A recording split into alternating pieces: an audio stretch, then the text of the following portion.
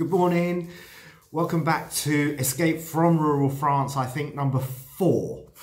There were no Sunday morning walk photos or videos this morning because it's absolutely wretched out there. We've been battered by high winds, freezing temperatures and driving rain. So I didn't want to take the phone out to film anything this morning. It was just a question of just getting through it and getting back home again.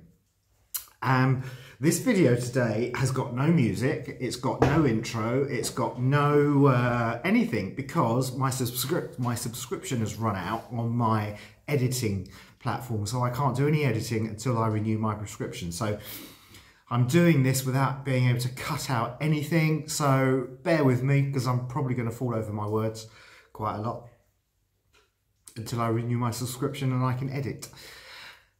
Thank you to the 4 new subscribers to the channel this week. This is really lovely. Welcome and thank you so much for subscribing. It's lovely. I'm now into my 30s, not my age, my subscribers. So it's wicked. I'm loving it. Thank you so much.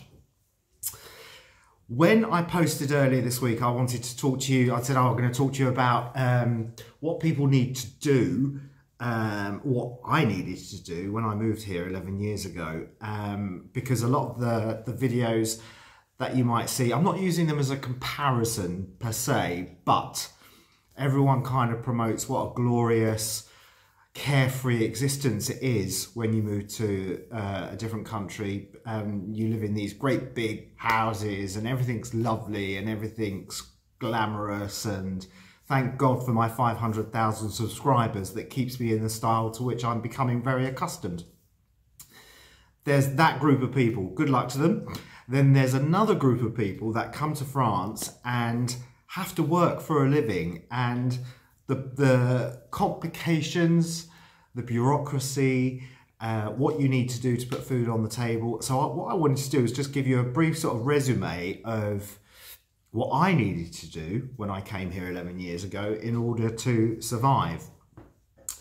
I had a really successful practice in London for just under 10 years. And when I moved here, I decided that what I would do was commute once a month for a week and service my clinic and keep my clients ticking over while I kind of made a transition into living in France. And I did that for 4 years, backwards and forwards, backwards and forwards. Within that 4 years, I also did some other things as well. And what I kind of quickly found out within that first 4 years was how exhausting going backwards and forwards to work is. Quite honestly, I don't know how people do it as a long-term career choice. It was exhausting. You're constantly thinking about the next stage, the next flight, the next this, the next that. You're never really sort of settled in one country and never really unpacking, always getting ready to sort of go back to work to earn a living. And I always knew that I wanted to do something where I had some stability here. So one of the first things I did was, there's a big, near where I live, there's a big old hotel that the downstairs spaces weren't being used. So the restaurant wasn't being used, the bar wasn't being used, the function rooms weren't being used. So I approached the owner of the hotel in very, very broken French, because it was very early days, to see if I could rent that space from her and open up a bit of a pop-up sort of cafe type thing, I suppose. My original training when I left school was I went to catering college and I did a diploma in hotel management, and always considered myself a pretty decent cook, and worked in the industry for several years, and I knew that that was part of the skill set that I was bringing to France. So it's important, I think, to bring a skill set. So I knew that my sports therapy eventually I would be able to do something with, but my hospitality background was also something that I would be able to utilise as a way of earning a living. And the owner of the hotel, very nicely but cautiously, said that I could. So for one summer, only one summer, I set up this pop-up cafe type thing in the courtyard garden and the bar of this hotel. And it was really good, really good. It was hard work because none of the facilities in the kitchen worked. So I had to make everything at home and take it in. So I was working furiously 7 days a week again, which was not the idea. Anyway, after a summer, that all stopped. And I continued going backwards and forwards to London, backwards and forwards to London. And then there was a job advertised on one of the pages here for a tutor in hotel management at an international business school about an hour and a half away from here. And I applied for it, not really thinking I'd get it, and I was surprised to get an interview, and I got the job. And within 4 days of being offered the job, I was having to prepare a course for 38 students starting their careers in hospitality. And I'd never taught, never done anything like that, and I'd been given the course, been given the coursework, and it clearly was they were desperate because a teacher had left and I was stepping in. So I did that for a year, and it was really good, really, really good. It was hard work, but it was really good. It was extremely well paid as well.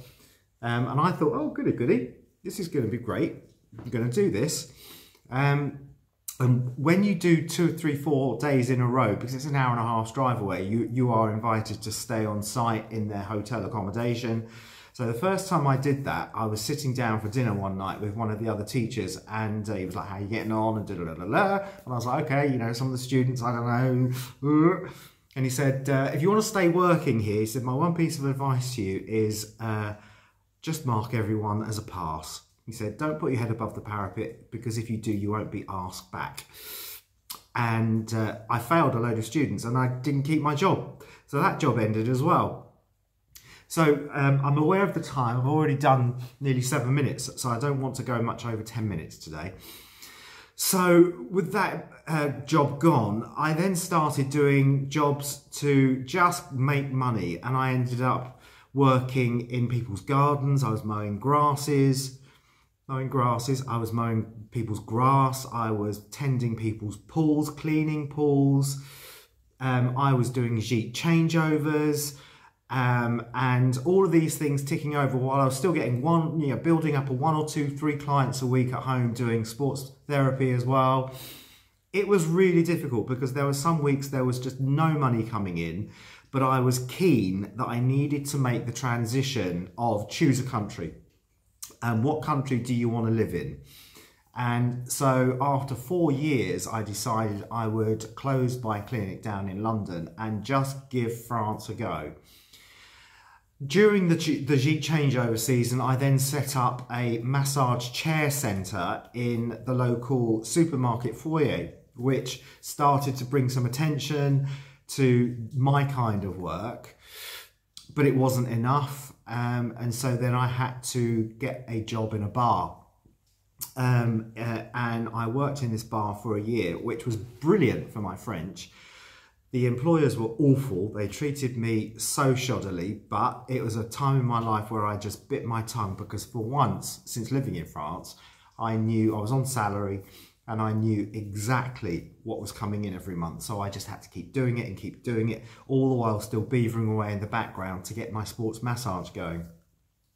And I stayed there for a year. And after I finished there, it was like, do I go to work in another bar? Do I go and work in another restaurant? Or do I just take a leap and open? And that's what I did. I took a leap and I was able to open my atelier here. And that was 5 years ago. And it has been stunning, brilliant. But the work that you have to do to come to France, if you don't come with money, if you're not retired, you've got all the red tape of French bureaucracy to deal with as well. You've got to get your social security number. I registered as an auto-entrepreneur, which automatically meant that my tax was 25% on everything. Really, really high level of tax. What we have here in France as well is, we call them P&O. I know I've got a lot of American viewers. 50% of my views come from America. So thank you, America. P&O is a cross-channel ferry from England to France.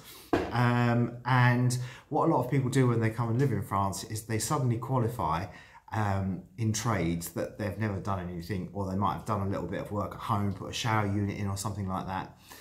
But they call themselves, we call them P&O builders, P&O plumbers, P&O this, P&O that. And I never wanted to do that because it's all done on the black. And that's what a lot of people come to do. But since Brexit, that's been clamped down on. And that's kind of, I think that's frightened a lot of people actually. So coming here is really, really complicated to earn a living, because you do jobs that you would never consider doing. And you're cleaning people's toilets one day and think, how did it come to this? You're cleaning someone's pool in the 38-degree heat, thinking, what am I doing? I'm sweating like nobody's business to keep someone's pool looking nice for minimum wage, but you have to leave your dignity at the door, because you know at the end of the day you're going to come home with some money in your pocket, which is really important. So whoever watches these lovely lifestyles of YouTube people that come and not go to work, but suddenly, you know, you just watch their wealth explode in front of your eyes. It's not like that here. It's really difficult. France is a really expensive country to live in. And it's kind of one of the reasons why I want to escape. And with that in mind, 3 weeks to go. A quick sort of update on the cats and what I'm putting into place for them, which is, once more, this week I've been really, really very lucky that I've had this wonderful charity come and help. They've come and visited and done an assessment, and I thought I was prepared for this to happen. They came to do an assessment, and then they said they'd go away and talk to the president of the charity to see where they could step in and help. And 10 minutes later, they were back and said, we can take 5 now. And I was like, oh, okay. And it was kind of like, I have 16 cats. And these cats have all arrived in some way where the intention was always to rehome them. And every time they came, sometimes there were kittens found in the barns with no mother. I'd bring them in, and I became slightly obsessed with kittens, and they grew into cats, and I just loved every single one of them. So I always knew, moving out of France, this was going to be the bit that hurt the most. But I thought I was strong in front of these 2 lovely ladies from the charity when they came earlier this week. And I just picked the first cat up and dissolved into a complete blubbering mess. They were so kind, they were so understanding, but it's kind of like, this is the final big job that I have to get done before I leave. So 5 went this week, and it was horrible. It was distressing. It was sad. I was just heartbroken. I'm hoping that when more of them are going to be taken, and thank you to this charity, I just couldn't have done this without you. The guilt that I'm feeling, the sadness that I'm feeling about being that person that has to rehome animals, it doesn't sit with me at all well. 99% of it is my fault for having them in the first place, but I'm trying to do my very best to get them to the right places.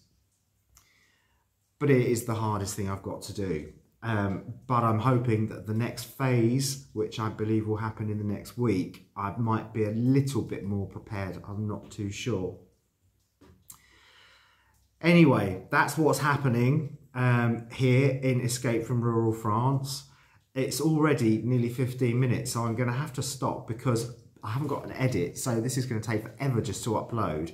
But please, I can't put like, subscribe and share in any captions, but please like, subscribe and share, and thank you so much for everyone that's doing it. I'm really grateful, and it makes me, when I sit down to film and do a little piece, it makes me really happy to do it, because I know that slowly, there's people watching, and it's really nice. And if it doesn't go above 32, hey, it doesn't go above 32.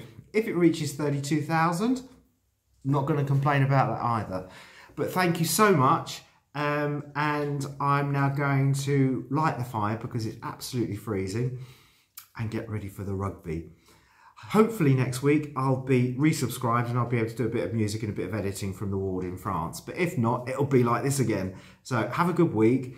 Thanks for watching, and I'll catch up with you all soon. And if anyone wants to drop any comments, because there's only 32 of you, I can reply to each and every one, and I look forward to it. Have a good day, and now you're going to see me turn the camera off. Cheerio.